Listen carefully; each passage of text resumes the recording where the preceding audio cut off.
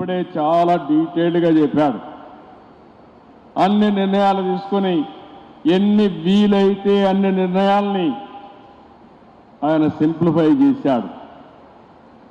ఆయన డిపార్ట్మెంటే కాదు, కన్స్ట్రక్షన్కు సంబంధించిన రిలేటెడ్ డిపార్ట్మెంట్స్ అన్నీ కూడా సింప్లిఫై చేసేదిగా ముందుకు పోతున్నాం.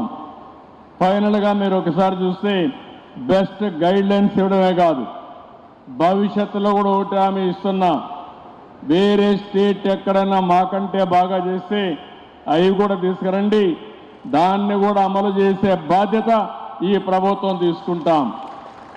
నేను ఒక ట్రాన్స్పరెంట్గా ముందుకు పోతాం. ఎక్కడ కూడా ఎవరికి ఇబ్బంది లేకుండా చేస్తూనే ట్రాన్స్పరెంట్గా ముందుకు పోయే బాధ్యత మాది. ఇంకో పక్క ఇప్పుడే నారాయణ గారు చెప్పారు, రాబోయే 1 నెల 2 నెలల లోపలనే ఒక డాష్ బోర్డ్ తీసుకొస్తాం. ఎవరైనా మీరు నిర్మాణ రంగానికి సంబంధించిన వాళ్ళు ఒక పిటిషన్ పెట్టుకుంటే మీ ప్రపోజల్స్ పెడితే ఎన్ని రోజుల్లో క్లియర్ చేశారో అందులో చాలా క్లారిటీ ఇస్తాం. ప్రతి ఒక్క పర్మిషన్కి టైం పెడతాం. అవసరమైతే డీమ్డ్ క్లాస్ పెడతాం. ఒకవేళ ఈ సందర్భంలో ఈ టైంలో కానీ చేయకపోతే ఆటోమేటిక్గా కూడా మీకు పర్మిషన్ ఇచ్చి ఎవరైతే ఇవ్వలేదో వాళ్ళపైన చర్యలు తీసుకునే పరిస్థితి వస్తుందని చెప్పి కూడా నేను మీకు తెలియజేస్తున్నా. టైం బౌండ్ ప్రోగ్రాం ప్రకారం ప్రతి ఒక్కటి క్లియర్ చేస్తాం. మీకు ఎలాంటి ఇబ్బంది లేని పనులు తీసుకొస్తాం. మీరు కూడా ఎక్కడ తప్పుడు చేయకుండా, ఎక్కడ కూడా మిస్టేక్ చేయకుండా, మన వాళ్ళు అన్నిట్లో చాలా ఫాస్ట్గా ఉంటారు.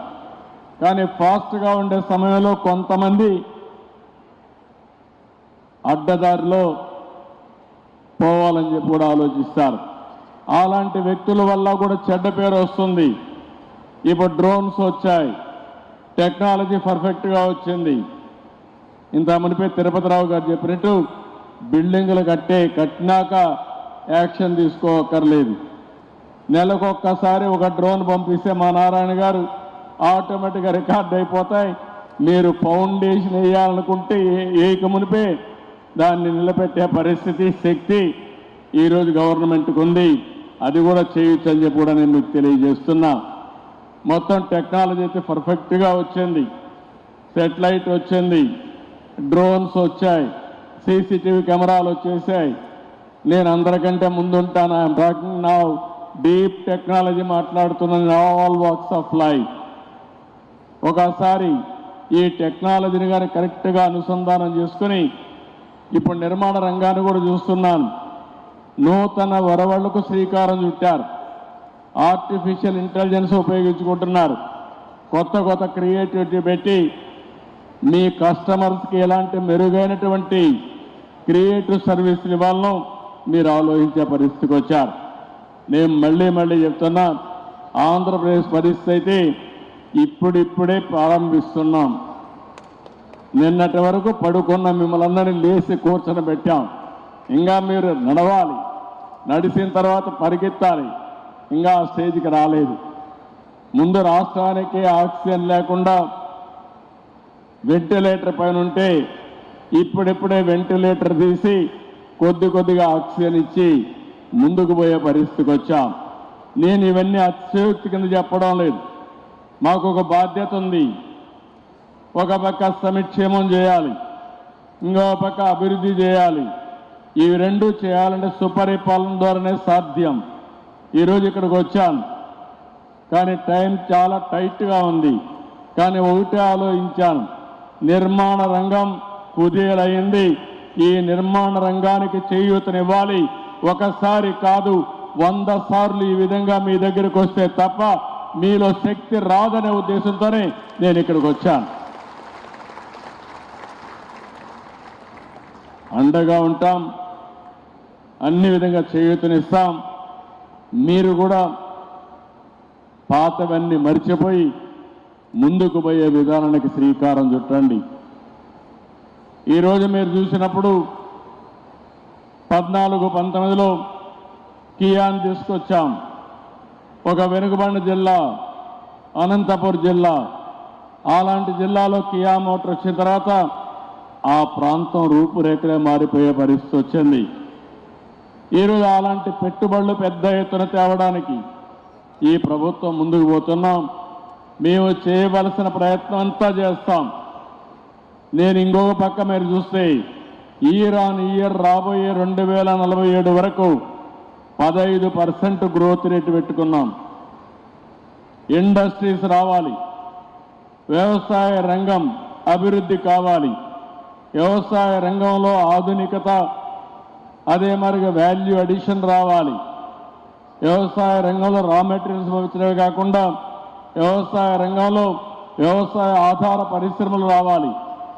ఇవన్నీ రావాలంటే మళ్ళా ఇన్ఫ్రాస్ట్రక్చర్ డెవలప్ కావాలి. ఆ ఇన్ఫ్రాస్ట్రక్చర్లో construction infrastructure major role play చేస్తుంది. దీన్ని ఈరోజు గుర్తించడం కాదు, 95-96 నేను గుర్తించి అప్పట్లో నేషనల్ అకాడమీ ఆఫ్ కన్స్ట్రక్షన్ తీసుకొచ్చాను. ఇప్పుడే మీ ప్రెసిడెంట్ గారు హరిబాబు గారు చెప్పారు మేము స్కిల్ డెవలప్మెంట్ చేస్తామని. నేను ఆ రోజే నేషనల్ అకాడమీ ఆఫ్ కన్స్ట్రక్షన్ పెట్టి తెలుగు వారు ఎప్పుడు కూడా కన్స్ట్రక్షన్లో ముందు ఉన్నారు. దేశమంతా కన్స్ట్రక్షన్ అంటే మన కంపెనీలో ఉన్నాయి, కానీ మనలో కూడా ఇంకా మేషనర్స్ కానీ కార్పెంటర్స్ కానీ లేకుంటే వేరియస్ కన్స్ట్రక్షన్ వర్కర్స్లో స్కిల్స్ తక్కువ ఉన్నాయి. ఈరోజు మోడర్నైజేషన్ వచ్చింది, మోడర్న్ టూల్స్ వచ్చాయి, ఎక్విప్మెంట్ వచ్చింది. మనం అవన్నీ ఉపయోగించుకొని స్కిల్ డెవలప్మెంట్ చేస్తే వారు చెప్పినట్టు 500 రూపాయలు సంపాదించే వ్యక్తి 1500 రూపాయలు సంపాదించే పరిస్థితి వస్తుంది. అంటే 3 రెట్లు ఆదాయం పెరగగలిగితే దీనివల్ల అనేక విధాలుగా ఎకానమీకి ఒక బూస్ట్ వచ్చే అవకాశం వస్తుంది. నేను ఇలాంటి వినూత్నమైన ఆలోచనలు కూడా చేస్తున్నాం. ఈరోజు మీరు చూస్తే మనమందరం కూడా ఒక విషయం గుర్తుపెట్టుకోవాలి. ప్రపంచం మొత్తం డేటా అంతా ఉంది. భవిష్యత్తులో డేటా అనేది ఒక పెద్ద ఆస్తిగా తయారవుతుంది. ఎప్పుడైతే డేటా ఉందో రియల్ టైంలో సెటిలైట్ కానీ లేకపోతే డ్రోన్ కానీ సీసీటీవీ కెమెరా కానీ సెల్ ఫోన్ ద్వారా రియల్ టైం ఇన్ఫర్మేషన్ గ్యాదర్ చేసే పరిస్థితి వస్తుంది. ఆర్టిఫిషియల్ ఇంటెలిజెన్స్ మెచ్యూర్ అయింది. భవిష్యత్తులో మీరు అందరూ కూడా గుర్తుపెట్టుకోవాల్సిన అవసరం ఉంది. ఒకప్పుడు ఐటీ గురించి మాట్లాడాం, ఐటీ లిటరేట్గా ఉండాలని చెప్పి అన్నాం. ఇప్పుడు ఆర్టిఫిషియల్ ఇంటెలిజెన్స్ని ప్రతి ఒక్కరూ అడాప్ట్ చేసుకుని మీ నిజ జీవితంలో ఆర్టిఫిషియల్ ఇంటెలిజెన్స్ వాడుకోగలిగితే మీరు నిర్ణయాలు కూడా 90% మంచి నిర్ణయాలు తీసుకునే అవకాశం వస్తుంది. సరైన నిర్ణయాలు చేయగలిగితే ఆటోమేటిక్గా ఫెయిల్యూర్ తగ్గితే మీరు అనుకున్న ప్రగతి చాలా సులభం అవుతుందని చెప్పి కూడా నేను మీకు తెలియజేస్తున్నా. అందుకే ఒకప్పుడు నేను ఇన్ఫర్మేషన్ టెక్నాలజీ ప్రాధాన్యత ఇమ్మన్నాను. ఇప్పుడు అందరికీ చెప్తున్నా ఆర్టిఫిషియల్ ఇంటెలిజెన్స్ కూడా అడాప్ట్ చేసుకోండి. చాట్ జీపీటీ ఉంది, లేకపోతే వేరియస్ వస్తున్నాయి, లేకపోతే మీరు కూడా కొన్ని తయారు చేసుకోవచ్చు. ఇవన్నీ అనుసంధానం చేసి కడానది కానీ అడాప్ట్ చేసుకుంటే మీకు ఏ డౌట్ వచ్చినా మీరు అడగగలిగితే ఆటోమేటిక్గా ఇచ్చే సమాధానాలు బట్టి మీ ఇంప్రూవ్డ్ వర్షన్లో మీరు డెసిషన్ మేకింగ్ తీసుకునే అవకాశం వస్తుంది. అది కన్స్ట్రక్షన్లో కావచ్చు, లేకపోతే మీ బిజినెస్లో కావచ్చు, ఏదైనా ఇది సాధ్యం అని చెప్పి కూడా నేను మీకు తెలియజేస్తున్నా. అందుకని ఈరోజు మళ్ళీ మిమ్మల్ని అందరినీ కోరేది, నిర్మాణ రంగం అనేది ఆంధ్రప్రదేశ్లో నూతన ఒరవడికి శ్రీకారం చుట్టాలని నేను ఆలోచిస్తున్నా. దేశంలోనే అమరావతి లాంటి నగరం ఇప్పట్లో రాదు, కొత్త నగరం. అలాంటి నగరాన్ని ఒక బెస్ట్ మోడల్ సిటీగా తయారు చేసి ఈ ప్రాంత అభివృద్ధికి కూడా దోహదం చేస్తాం.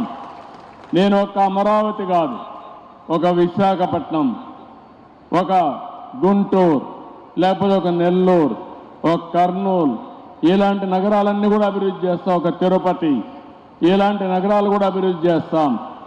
మనం ఎన్ని చెప్పినా కూడా భవిష్యత్తులో పట్టణ అభివృద్ధి తప్పకుండా జరుగుతుంది. అలాంటి అర్బనైజేషన్లో మన నగరాలు కూడా అగ్రస్థానంలో ఉండాల్సిన అవసరం ఉంది. అవి ఉండాలంటే మళ్ళీ నిర్మాణ రంగం ముందుకు పోవాలి. నిర్మాణ రంగంలో ఉండే నెరేడ్కో కానీ మిగిలిన ఆర్గనైజేషన్స్ కానీ